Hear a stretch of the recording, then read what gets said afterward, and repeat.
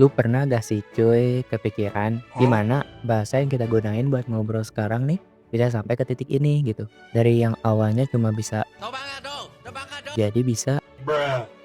Nah, oke. Simpelnya gini, Bray. Jadi dulu banget nih sebelum ada kata-kata, sebelum ada huruf, bahkan sebelum ada suara halo, manusia tuh cuma bisa komunikasi lewat gerakan, tatapan, atau suara-suara kayak atau. Nah, lu bayangin dah, bayangin. Misal lu manusia purba nih, lu lagi jalan di hutan gitu, ketemu harimau badak. Nah, terus lu cuma bisa melotot sambil nunjuk gitu. Kan ribet ya komunikasi zaman purba tuh, seribet itu gitu.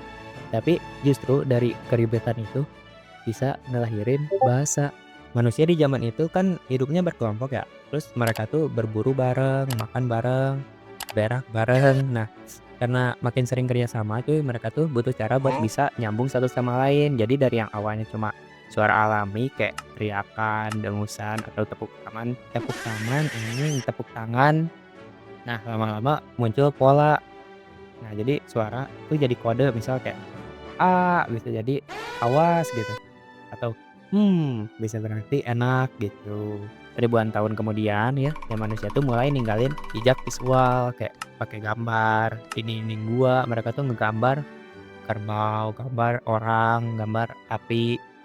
Nah, gambar-gambar itu deh kan sekedar hiasan, itu tuh pesan kayak di sini pernah ada perburuan atau ini tempat bahaya nih. Nah, dari gambar-gambar itu muncullah sistem tulisan pertama yang disebut piktogram dan ideogram.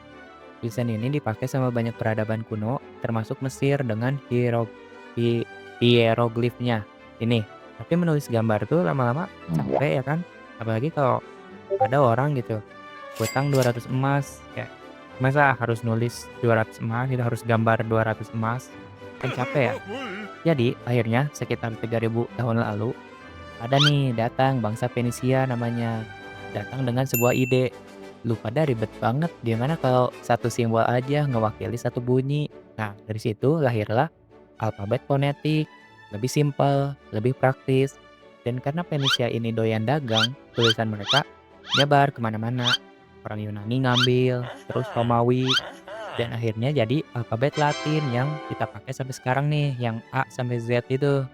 Sementara itu kan dunia makin luas ya, terus manusia makin nyebar. Nah, waktu manusia nyebar ke benua lain gitu, mereka bawa bahasa masing-masing. Tapi karena hidup terpisah dan punya kebiasaan beda-beda, jadi bahasa mereka juga beda-beda. Nah, dari situlah kenapa sekarang ada ribuan bahasa di dunia, kayak bahasa Inggris, Spanyol, Hindi, Rusia, sampai Indonesia. Semuanya punya akar dari bahasa yang sama, yaitu Proto-Indo-European. Tapi lu pada juga pasti pernah bingung gitu kenapa huruf A kalau di Inggris dibacanya A tapi di Indonesia A gitu. Nah, jawabannya ada di Inggris abad pertengahan. Jadi waktu itu terjadi pergeseran besar-besaran dalam pelafalan vokal atau disebut sebagai Great Vowel Shift. Nah, huruf vokal yang tadinya dibaca lurus tuh tiba-tiba berubah, misal kayak time. Nah, tadinya tuh dibacanya kayak time, lalu berubah tuh jadi time, atau name tadinya iya kayak name jadinya name. Nah, ada teori yang ngejelasin kenapa ini bisa terjadi, yaitu yang pertama adalah pengaruh Perancis waktu di Inggris dijajah, jadi kebawa bahasa Perancis. Nah, ada juga karena orang Inggris tuh pindah-pindah daerah dan logat mereka tuh jadi beda-beda. Tapi intinya pelafalan huruf pun ikut berevolusi, dan bukan cuma cara bacanya yang berubah tapi kata-katanya juga berkembang. Misalnya kenapa kita bilangnya makan tapi orang Inggris tuh bilangnya eat padahal maksudnya sama ya kan? Itu karena kata itu kayak makan gak muncul tiba-tiba cuy.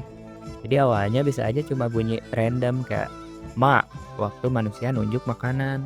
Tapi karena manusia-manusia itu sering pakai, bunyinya tuh jadi kebiasaan.